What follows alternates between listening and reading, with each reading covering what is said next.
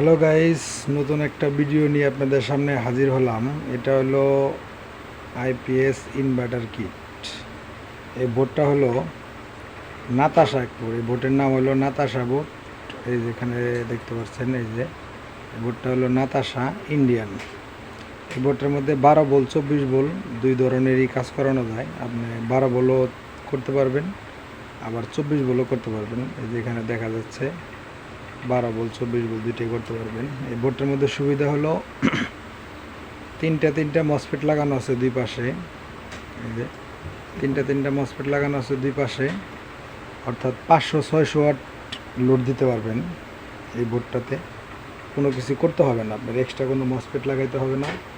আমরা 500 থেকে 600 ওয়াট পর্যন্ত এটা লোড দিতে পারবো। সে সিস্টেম কোম্পানি করে দিছে। এই বোর্ডটার মধ্যে যা যা আছে এটার সাথে এটা আপনাদের সামনে একটু আলোচনা করব।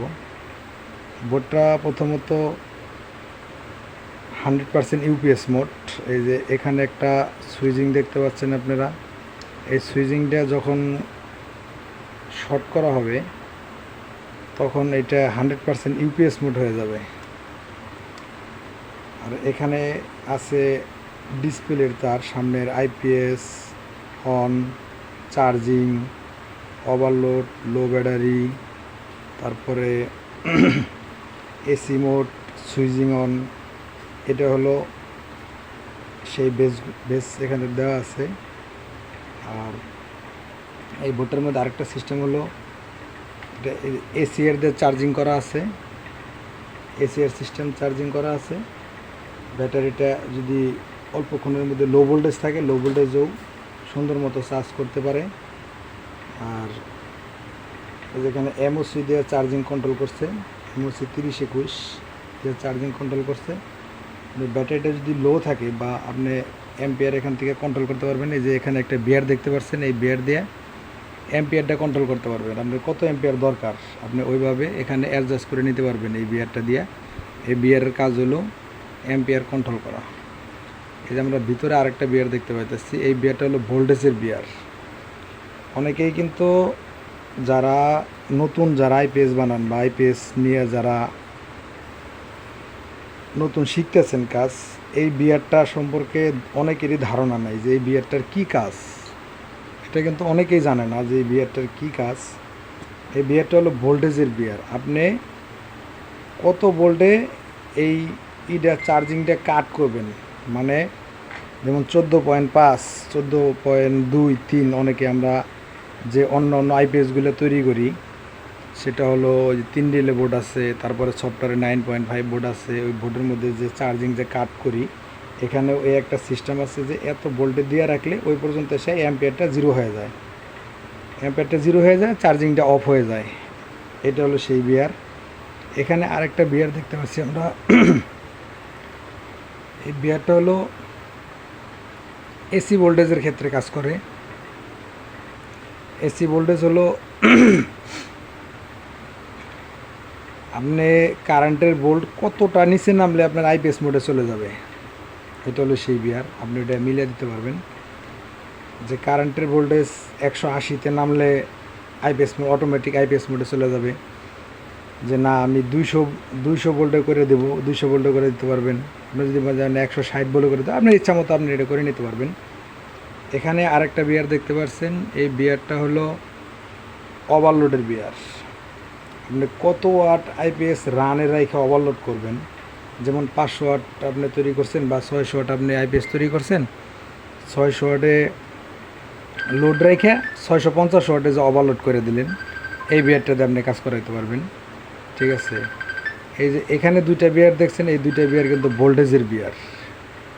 এই দুইটা বিয়ার হলো ভোল্টেজের বিয়ার, অর্থাৎ ইনভার্টার চলাকালীন সময় এখান থেকে ভোল্টেজ কম বেশি করতে পারবেন।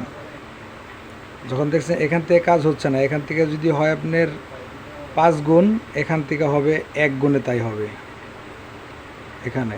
আর এই যে ভিতরে আরেকটা বিয়ার দেখতেছেন, এটা হলো হার্জের বিয়ার।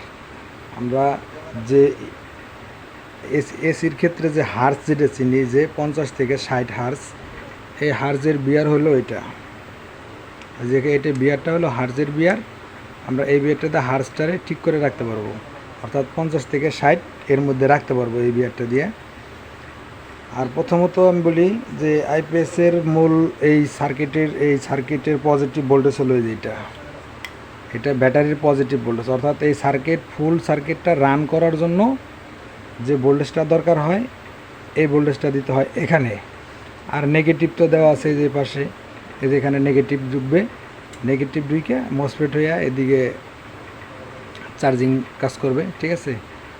আর এই যে এখানে যে বেসটা আমরা দেখতে পাইতেছি, এই যে বেসটা, এই বেজের ডায়াগ্রামটা কিন্তু অলরেডি এই কোম্পানির প্যাকেটের ভিতরে দেওয়া আছে। তারপরে আমি বলতেছি, প্রথম যে পিনটা আছে যে এই পিনটা, এটা হলো নিউট্রাল, এটা হলো চার্জিং, এটা হলো আউটপুট, অর্থাৎ আমরা আইপিএসে যে আউটপুট ভোল্টেজটা পাই সেটা হলো আউটপুট। আর এই যে এই ভোল্টেজটা দেখতে পাচ্ছেন এটা হলো 280, এই পিনটা যে দেখতে পাচ্ছেন এটা হলো 280 পিন। এটা হলো এসি ইনপুট, এটা হলো এসি ইনপুট। লাস্ট পিনটা হলো ক্যাপাসিটারের জন্য, লাস্ট পিন হলো ক্যাপাসিটার। অনেক সময় আইপিএসে ফ্যান ডাকে, যে সিলিং ফ্যান আমরা ব্যবহার করি, এই ফ্যানগুলো কিন্তু পিন পিন করে ডাকে, তখন এখান থেকে একটা ক্যাপাসিটার নিউট্রালের সাথে মেরে দিলে তখন আর ফ্যানটা ডাকে না। এই হলো এটার কাজ। আর এই যে বোর্ডটা আপনারা দেখতে পাচ্ছেন, এটা কিন্তু সুন্দর একটা বোর্ড, এটা ইন্ডিয়ায় তৈরি হয় বোর্ডটা, ইন্ডিয়া থেকে বাংলাদেশে আসে। আর এই বোর্ডটা সার্ভিস খুব ভালো, 100% ইউপিএস মোড কাজ করে। আপনারা যে দেখতে পাচ্ছেন এটা কিন্তু নতুন একটা বোর্ড, আমি আইপিএস বানানোর জন্য আমি নিয়ে আসছি বোর্ডটা। আর আরেকটা কথা বলি আপনাদের, সেটা হলো যখন আপনারা 500-600-র উপরে যখন এই বোর্ডটাতে আপনারা যখন কাজ করতে যাবেন, যে আমি এই বোর্ডটাতে 1000 ওয়াটের একটা আইপিএস বানাবো, তখন এখানে মসফেট আরও তিনটা বা দুইটা করে আরও বাড়াই দিতে হবে আপনার, ঠিক আছে। 3টা করে লাগাই দিলেন, 3টা করে দুই পাশে আরও 6টা মসফেট অ্যাড করে দিতে হবে, তখন আপনার এটা 1000 ওয়াট লোড নিতে পারবে।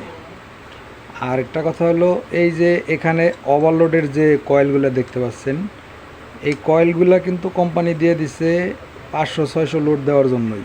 যেহেতু এখানে মসফেট লাগাই দিছে 3টা 6টা, তাহলে এখানে ওভারলোডটাও একই সিস্টেমে করা আছে।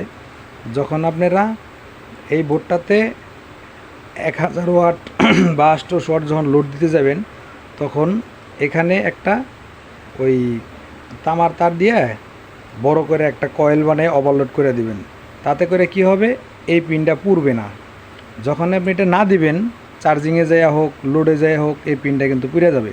এটা কিন্তু অ্যাভেলেবেল ঘটনা আমরা পাই, আমরা যখন সার্ভিস করি বা যখন কাজ করি, তখন কিন্তু এটা অ্যাভেলেবেল এই ঘটনাগুলো আমরা পাই, যে এখান থেকে পুড়ে যায়, আইপিএসটা অফ হয়ে থাকে, সামনে ইন্ডিকেটার লাইট সবই চলতেছে, কিন্তু বাট এখানে কোনো ব্যাকআপ নেই। এরকম ধরনের প্রবলেম দেখা দেয়, ঠিক আছে।